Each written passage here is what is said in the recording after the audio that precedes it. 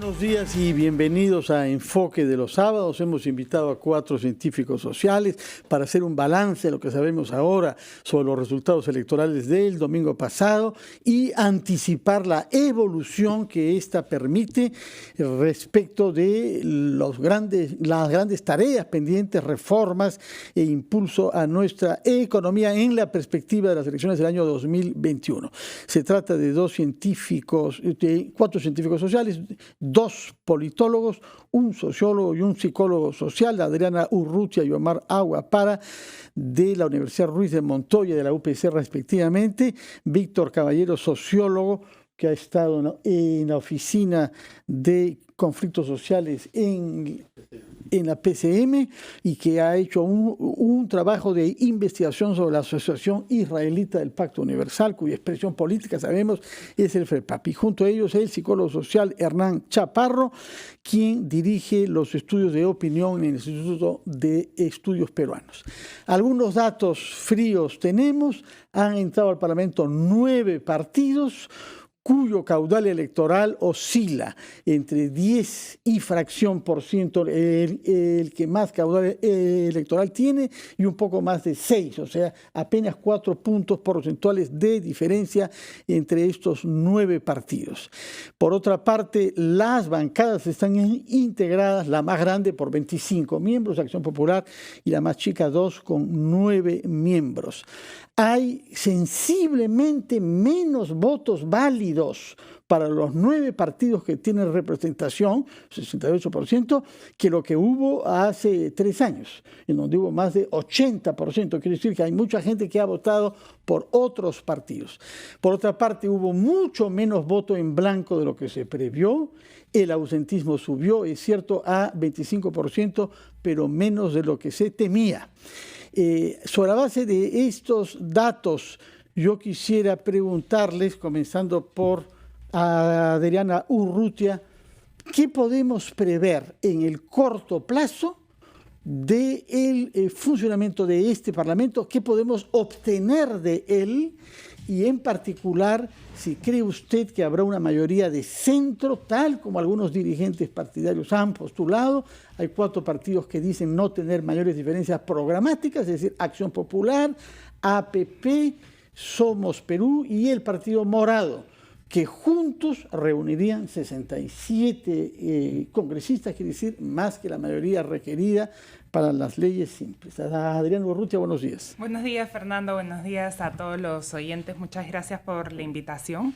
Yo creo que hay 2 cosas que hay que resaltar y un poco preguntándose la representatividad de este nuevo Congreso. Creo que hay que ver, por un lado, cómo las reglas de juego configuran una representación que, valga la redundancia, no es tan representativa. O sea, si analizamos un poco las cifras que tú estabas diciendo, 3 de cada 4 peruanos asistieron a votar. De esos peruanos, 2 que asistieron a votar, 2 de cada 3 emitieron un voto válido para el Congreso.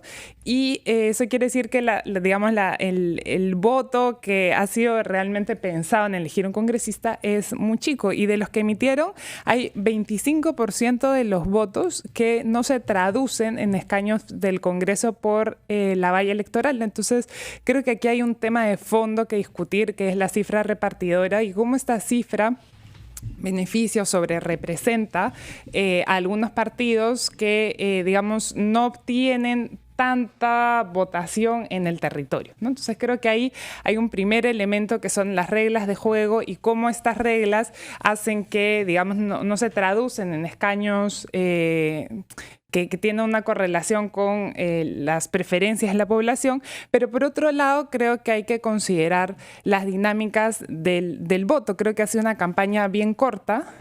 Creo que ha sido una campaña que ha tomado un poco por sorpresa algunas organizaciones que ya vienen siendo bastante debilitadas, pero que además ha puesto en evidencia los clivajes sociales del país, ¿no? ¿Y en qué entendemos por clivajes sociales del país?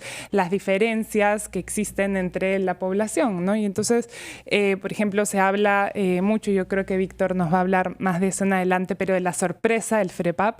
Yo creo que el voto del FREPAP, y lo podemos ver contrastando un poco el mapa de Lima, el mapa a nivel nacional, o el voto incluso por UPP, ¿no? Que ha tenido como figura Urresti, es un voto que representa una demanda de los que los científicos sociales hemos llamado los sectores populares, ¿no? Y que son sectores que no se consideran representados, que se consideran de alguna manera excluidos de este sistema representativo y han tenido un voto que frente a opciones que para ellos son más cercanas, pero que también podemos ver o analizar como un voto contestatario, ¿no? Víctor Caballero, usted ha sido aludido, así que nos va a explicar, quizás como sociólogo que es, porque la politóloga prefiere que lo haga un especialista, qué son esos clivajes sociales que ha, sobre todo, puesto en relación con el voto sorpresivo que ha obtenido FREPAP. Habría que decir en relación a lo que dijo, que no hay una correspondencia matemática entre el número de votos ni la representación, que APP aparentemente tuvo menos votos que el año 2016, pero tiene muchos más congresistas. Por razones que no tienen que ver con la cifra repartidora, sino por el retroceso de otras fuerzas. Vamos a hacer una pausa y escucharemos al sociólogo Víctor Caballero sobre clivajes sociales para comenzar.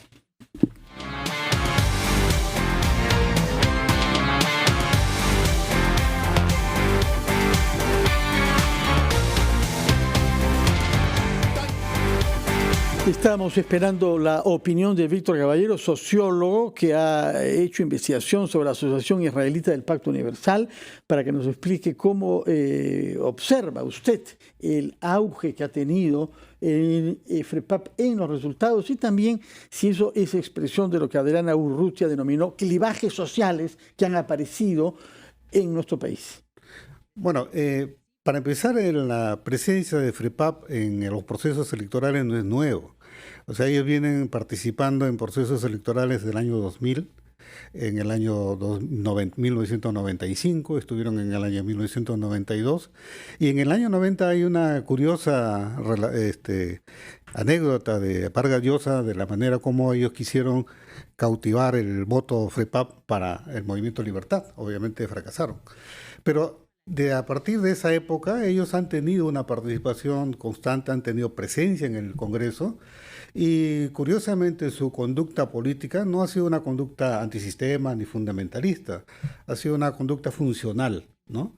Recordemos que las fronteras vivas que estableció Fujimori fue asumida por el FREPAP y a partir de ahí ellos se posicionaron de algunas zonas del país con mucho éxito por lo demás. El FREPAP ha crecido a través de sus colonias, no solamente colonias o grupos dedicados a la agricultura en varias zonas del país, pero principalmente en Lima, que es donde sorprendentemente se han extendido, en Tacna igualmente, y uno en la vida profesional que hemos tenido o que he tenido en el análisis y en la gestión de los conflictos sociales, nos hemos encontrado con gente del FREPAP. El alcalde de Chalhuahuacho en el corredor minero era del FREPAP. O sea que... Y se dijo incluso que algunos de los presidentes de las comunidades que habían participado en el conflicto de las Bambas, ¿no? Sí, claro, ciertamente. ¿Es seguro? Sí, es seguro. Habían signos en el sombrero, claro, en fin, ciertamente, la estrella de David y no sé qué otra... Totalmente, o sea, los hemos encontrado en todo lado. Por lo tanto, para la población no era una sorpresa el FREPAP. Sorpresa ha sido acá en Lima que no hemos querido ver lo que ya había en la realidad. Y el hecho de que el FREPAP haya conseguido el 50% de sus votos en Lima, ¿no? Cerca del 50%. 48 en el departamento. Sí. En el departamento. Callao. Por ahí va. Y el resto en Tacna, son ciudades urbanas, evidencia que hay una comunidad de israelitas muy activa, muy dinámica, muy próspera, están en los mercados. ¿Próspera también? Es cierto, ciertamente, próspera. O sea, generan dinero. Hay una ética del trabajo que ha estado muy presente en su vida diaria, que es la que probablemente les ha permitido crecer en diversos sitios y que ahora han expresado políticamente en voto, han recibido el apoyo de los pobladores o los ciudadanos que han visto en ellos alguien cercano a ellos. Conociéndolos usted relativamente desde dentro, ¿prevé que pueda mantener su unidad? Porque hemos visto algunas acusaciones recíprocas entre hermanos y otros dirigentes de gruesísimo calibre, ¿no? Bueno, eso es Es una posibilidad de que ahí se dividan, pero en realidad en la vida de este Congreso, que es de muy corto tiempo, no creo que haya posibilidades de que sus agendas políticas o sus conflictos internos se expresen en este Congreso, ¿no? Como dije inicialmente, el FREPAP como organización y sus parlamentarios como expresión de su organización han sido funcionales al gobierno. Y a los gobiernos sucesivos con los que han tenido que ver él como congresista. Claro, han sido, por ejemplo, integrantes de la lista de Humala, ¿no? Tuvieron un integrante en la lista, un integrante en la lista de APP, de Alianza para el Progreso en el 2016. Es decir, no son un voto antisistema. Obviamente eso no quiere decir que sus prédicas y sus conceptos fundamentalistas no los expresen en este Congreso. Pero yo dudo irán vestidos con sus túnicas. Ese será lo singular, ¿no es cierto? Pero no creo que, en base a la experiencia anterior, que ellos sean una bancada confrontacional, fundamentalista, y que en torno a eso se puedan dividir. Hernán Chaparro, se ha discutido mucho sobre las encuestas, los simulacros y los estudios de opinión. ¿Se equivocaron o fueron mal difundidos? No, yo creo que no se equivocaron y tampoco creo que haya una buena difusión. Sobre eso en particular, lo que ha habido, lo que se conversó entre quienes hacemos encuestas era la dificultad de abordar unas elecciones donde la única forma de tener una mirada clara era hacer muestras por cada región para que el radioescucha entienda. Normalmente, y además hay que subrayarlo, en el Perú, las instituciones que hacemos encuestas políticas electorales hemos sido 1000 veces más eficientes que los vecinos latinoamericanos, que los europeos, los americanos, y lo digo de la verdad con mucho orgullo, porque hay mucha experiencia de organizar trabajo de campo en la complejidad del país. El 2016, quienes cubrimos elecciones, estuvimos a menos de un punto del resultado final, ¿no? Y en general creo que buenas prácticas se vienen dando de manera rigurosa y constante. Hay una serie de acuerdos gremiales desde hace más de 10 años, fácil. Pero ¿no? para el caso concreto ya que voy, y UPP, ¿cuándo es que se registran? ¿Cuándo es que las encuestas registran que está aumentando la intención de voto a favor de al menos estas dos organizaciones? No, eso es la última. Yendo al punto en particular. Finalmente, ante esa complejidad, cada quien va tomando sus decisiones. La última, encuesta que se difunde es la de Ipsos, el simulacro. Son 1.200 encuestas que está la ficha técnica. Otra cosa es un domingo antes. Por ley, todas las empresas que hacemos encuesta de intención de voto tenemos que entregarle al Jurado Nacional de Elecciones base de datos, las preguntas, etcétera, y publicar en la web la data. Ustedes pueden entrar a la web de Ipsos y está ahí toda la data pública. Y la ficha técnica está ahí y son 20 regiones, 74% del país de cobertura. Entonces, tiene la debilidad, entre comillas, o la restricción de que no va a poder profundizar mucho en provincias del interior, pero sí tiene, digamos, extensión y cobertura. Entonces, esa foto creo que es una foto relativamente bien hecha, que lo que permite sobre todo es ver que hay un 42% de gente que una semana antes dice que votará en blanco o viciado, simulacro. O sea, el que está dudando tiene que marcar algo ahí en esa cédula. Entonces, el que piensa que va a votar en blanco o viciar también hace algo ahí, y el que quiere que votar también lo marca. Entonces, ahí el gran mensaje es, cosa que no se había visto antes, 43% una semana antes dice que va a votar blanco o viciado. Y lo otro es que en Lima, y lo contrasto con lo que fue en 2018 la elección de Muñoz, en Lima el 51% decía voy a votar blanco o viciado en el simulacro. Una semana antes, 2018, que salga elegido Muñoz, solamente un 14% decía lo mismo. Entonces, esa diferencia que un año después, ¿no? La mitad de Lima, que es lo que más podemos ver, es lo que hay de data, ¿no? Versus solamente 14% diga que va a votar blanco viciado, quiere decir que había un gran desconcierto respecto a la oferta concreta y había mucha gente que estaba dando vueltas. Entonces, que tomó su decisión los últimos 7 días. Así es. No necesariamente en relación con los debates. A partir de los debates, creo que acá ha habido 3 debates, lo cual hace que el impacto sea mucho más diluido. En el 2014, 2018, al menos en Lima, que es lo que yo he podido analizar con más detalle, el debate, que fue 1 en el 2014 y 2 en el 2018, sí marcó un inicio de búsqueda de información. En este caso han sido 3, creo que el impacto ha sido más diluido, pero en el IEP preguntamos, en el 2018, ¿en qué momento usted tomó su decisión? ¿En qué momento decidió por quién votar? Y con los límites que tienen las encuestas, que la gente puede tratar de quedar bien, la mitad del Perú reconoce que decidió la última semana. Y dialoga con esto. El 25% reconoce que decidió entre sábado y domingo. Entonces, la foto del domingo, el simulacro que se publica el domingo previo, creo que es una foto clara.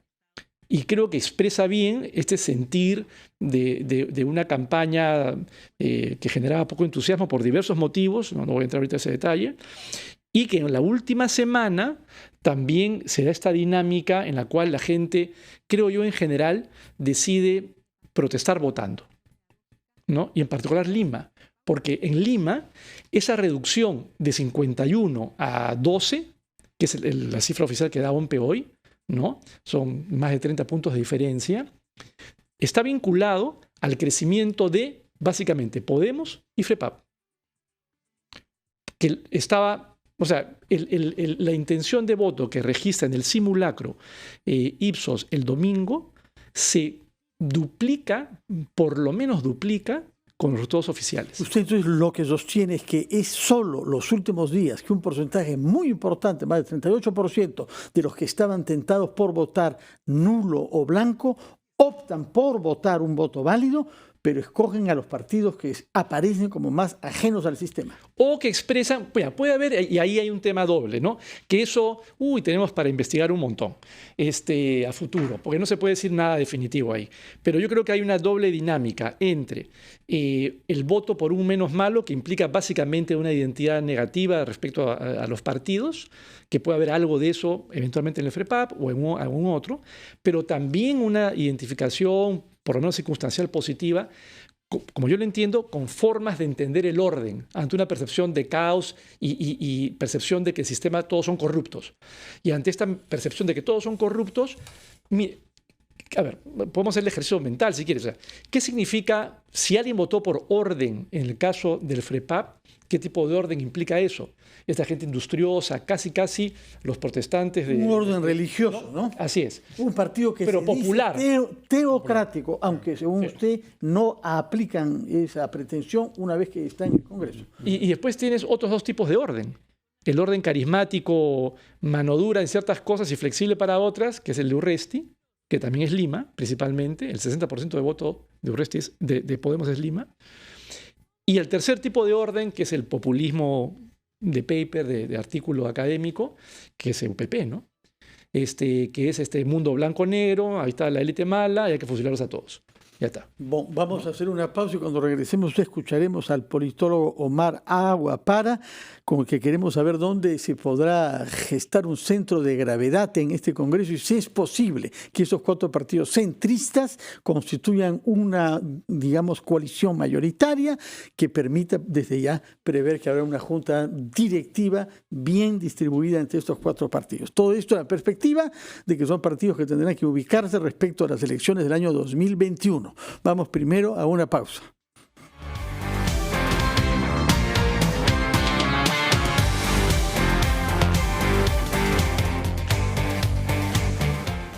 Son las 9:37, estamos conversando con 4 científicos sociales sobre los resultados de las elecciones y lo que ellas permiten anticipar sobre las elecciones del año 21. La palabra la tenía Omar Agua Para, director de la carrera de Ciencia Política de la UPC. Omar, bienvenido a RPP. Gracias, Fernando.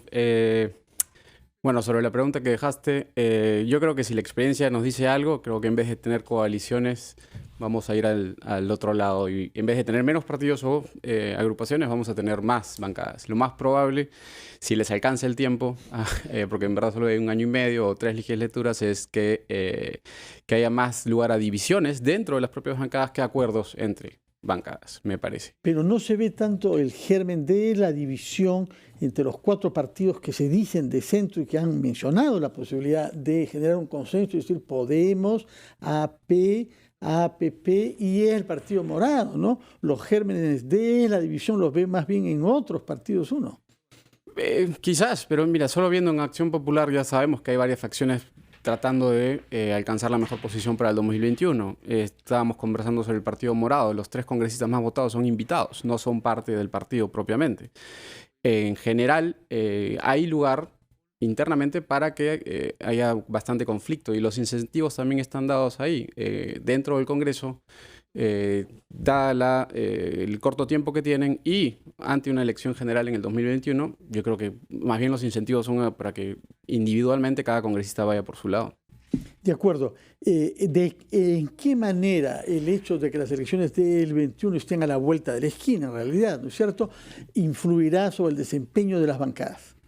Bueno, como te digo, es un incentivo perverso en una manera. No hay reelección. Supuestamente los que están ahora en el Congreso no pueden competir en las elecciones generales del 2021, pero puedes tener figuras con aspiraciones como probablemente Daniel Urresti, supongo, en Podemos, o cualquier figura que intente descollar una de las facciones dentro de Acción Popular. Sabemos las intenciones de Julio Guzmán de postular en el 2021. Es un factor que va a afectar esto y va a afectar el cálculo de negociación, a ver con quién negocio en el corto plazo y también mi relación con el Ejecutivo. Adrián Urrutia, Hernán Chaparro nos ha explicado cómo las encuestas y los sondeos y los simulacros han captado el voto o la formación del voto entre personas que estaban indecisas.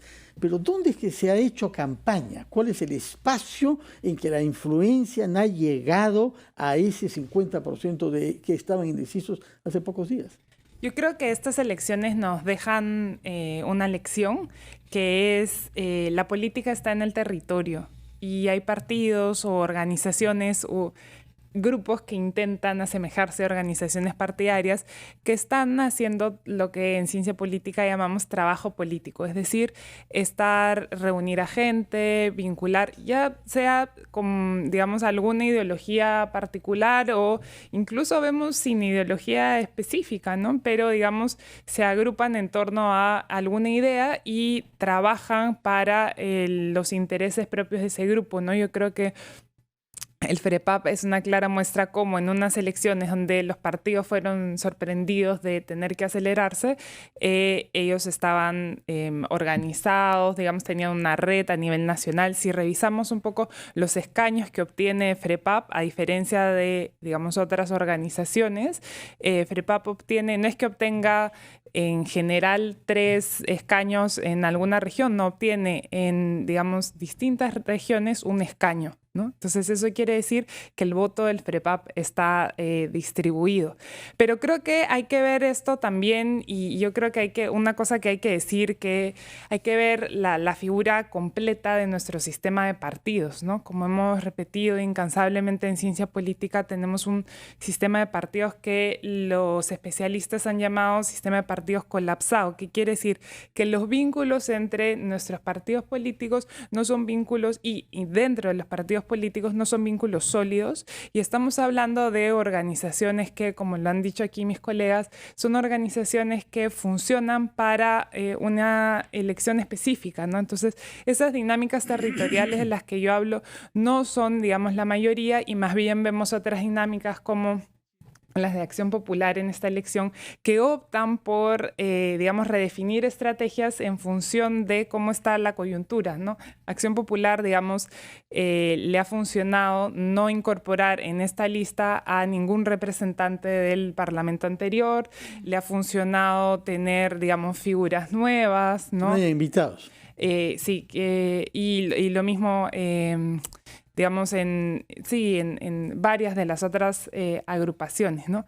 Entonces yo creo que hay que ver la figura completa, creo que hay que ver dinámicas diferenciadas por partidos, pero lo que me preocupa a mí, digamos, como bien señalado Omar, esta multiplicidad de intereses y un sistema cada vez más fragmentado, es que son los futuros parlamentarios del 2020-21 que deben aprobar la reforma política, y es esta reforma política la que debería aprobar un conjunto de nuevas reglas de juego que garanticen una mejor representación, ¿no? Para las elecciones del año 21, si es que se modifica la norma que obliga a que toda reforma se haga 12 meses antes del voto, es decir, abril. Y ellos deben hacer esa modificación, y dada, digamos, las dificultades para concertar, va a ser bien difícil que llegar a un punto de acuerdo para cambiar las reglas de juego que garanticen una mejor representación. Entonces, el futuro de la democracia en el país preocupa y es incierto, ¿no? Víctor Caballero, estamos ante una reunión inminente de las bancadas con el presidente de la República, que ha anunciado una ronda de reunión con toda la bancada.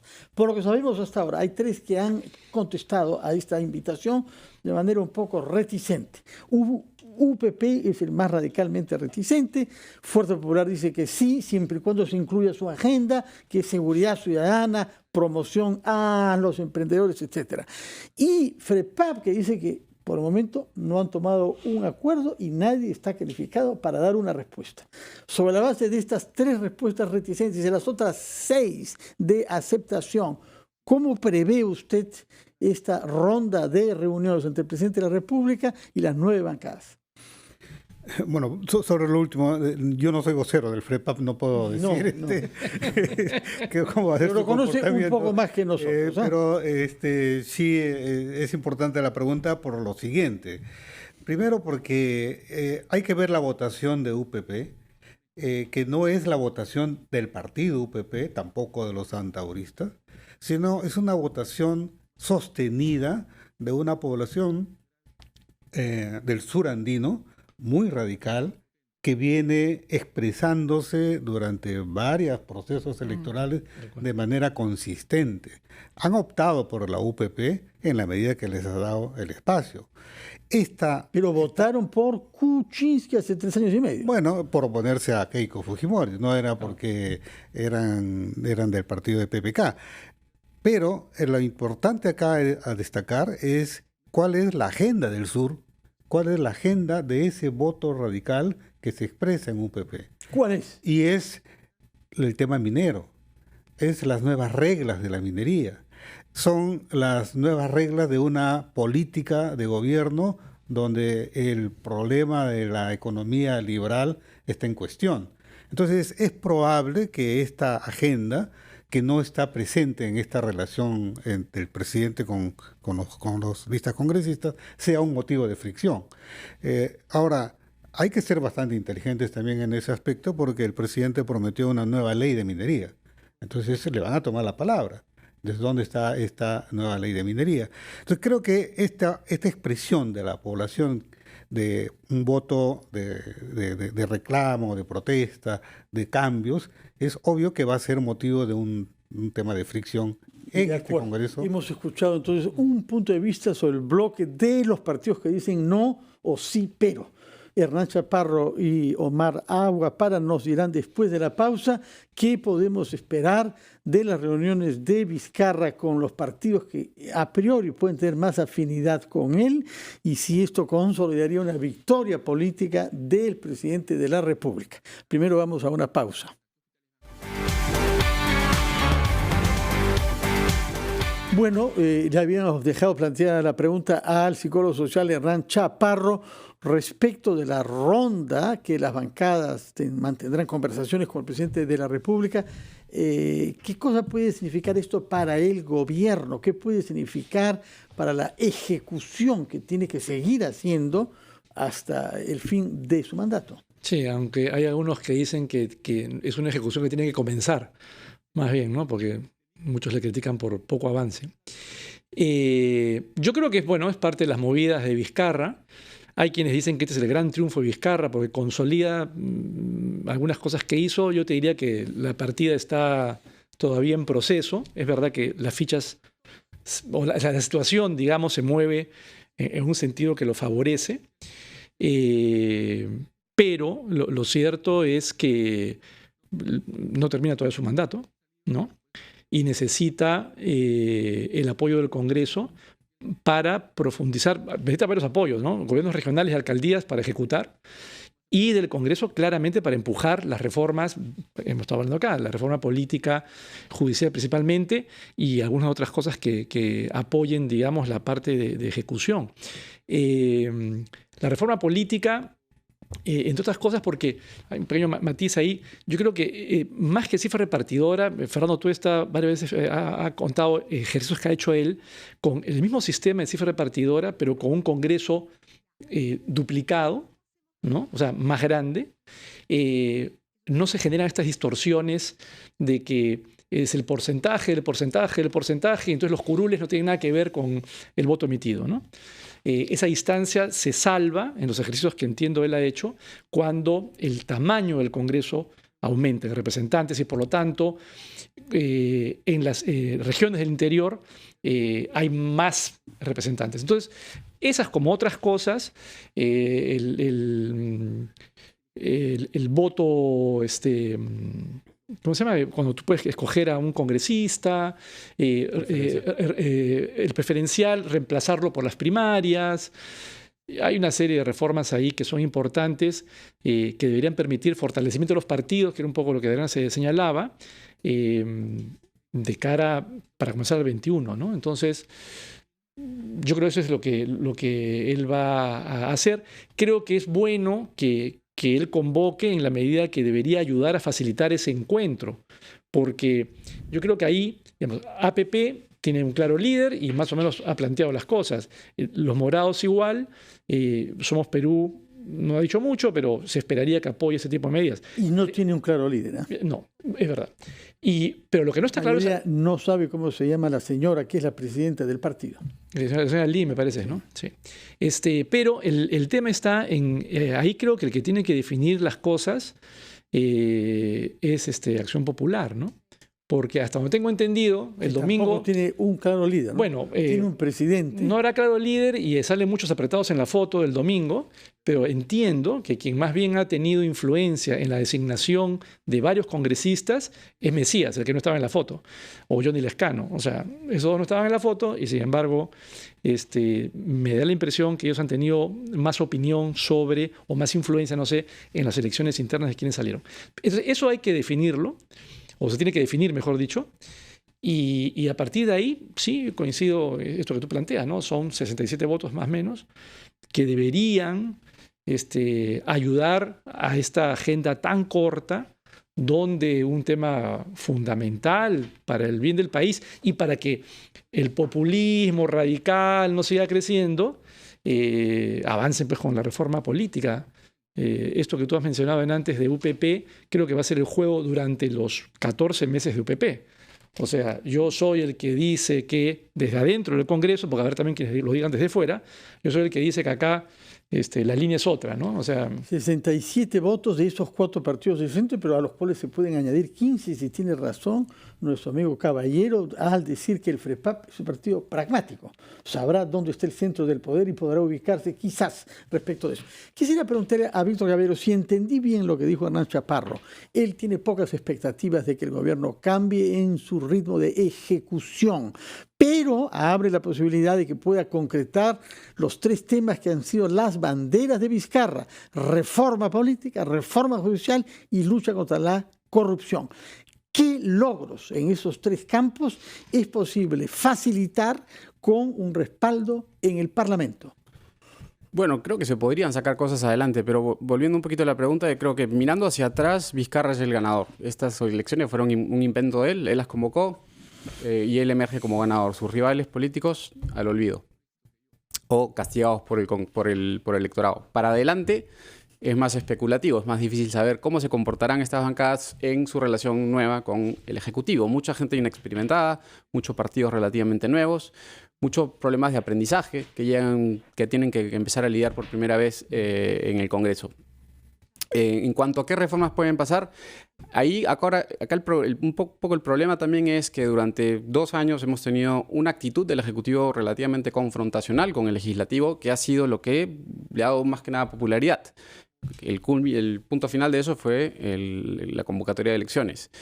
No sé si con qué hay una ronda de diálogos, hay una apertura hacia el legislativo, pero no sé si es políticamente redituable. No sé si eso le va a dar la misma popularidad o el mismo apoyo a Vizcarra mirando a esta serie de partidos con los que probablemente sea bien difícil coordinar, bien difícil pasar estas reformas.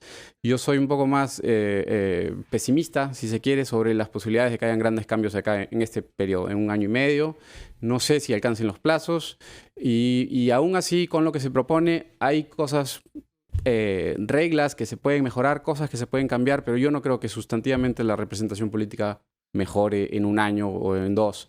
Cuando la gente hablaba de que miren el Congreso que teníamos, miren el Congreso que tenemos ahora, ¿qué cambió en el camino? ¿Qué hemos hecho o qué tenemos como distinta oferta electoral para pensar que podemos esperar un mejor Congreso? No solo hoy, sino quizás en el 2021. Lo que tenemos claramente diferente es una correlación de fuerza que no es la misma. Sí, eso sí, y ese es el gran triunfo de Vizcarra, creo. Ya no tiene esos 73 congresistas originalmente elegidos en el 2016 que constituyeron una fuerza opositora con legitimidad, porque tenían los votos del pueblo.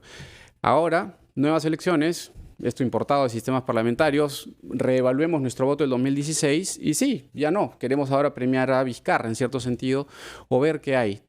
Por eso mismo también yo sería un poco cauto sobre las conclusiones a las que podemos llegar de estas elecciones en específico, ¿no? Nunca hemos tenido unas elecciones así. Venimos de grandes escándalos de corrupción.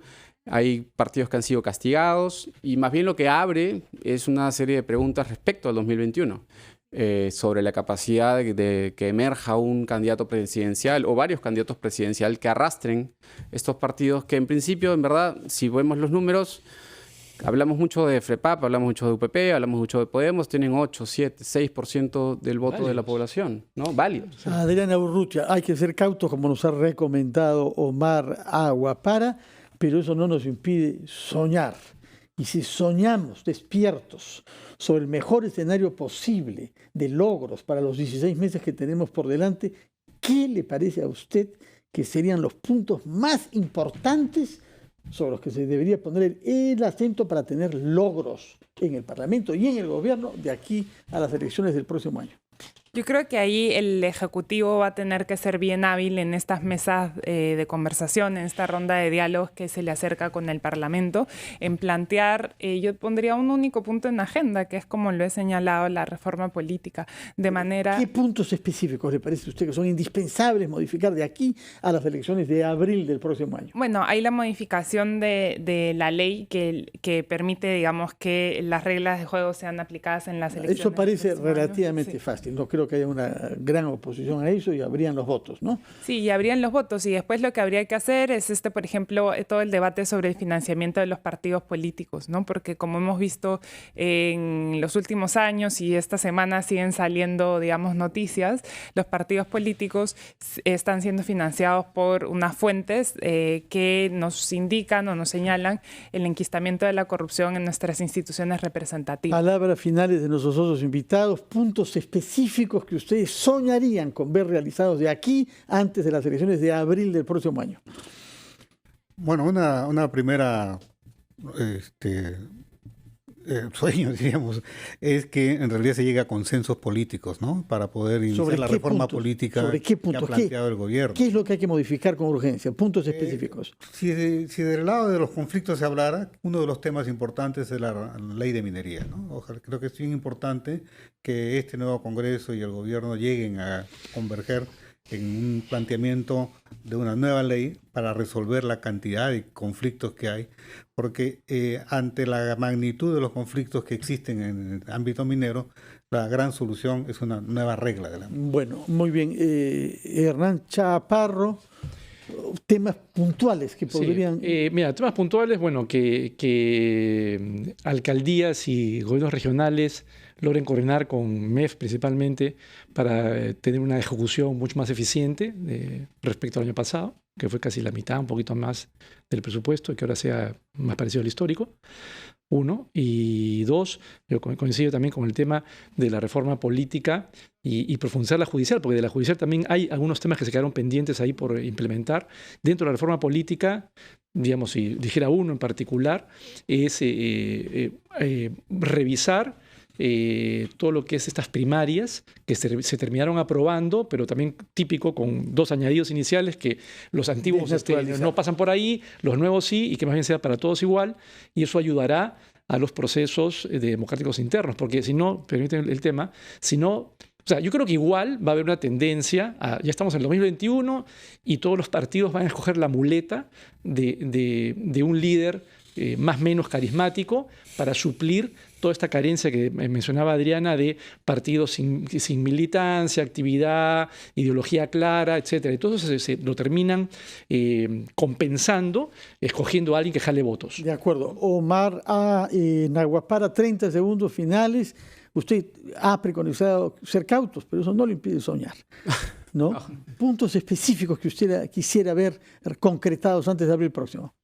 Bueno, que las condiciones para competir estén claras para las elecciones generales del 2021, y eso creo que incluye volver a cosas que tenemos pendientes, como devolver el voto a los peruanos en el extranjero, si no me equivoco.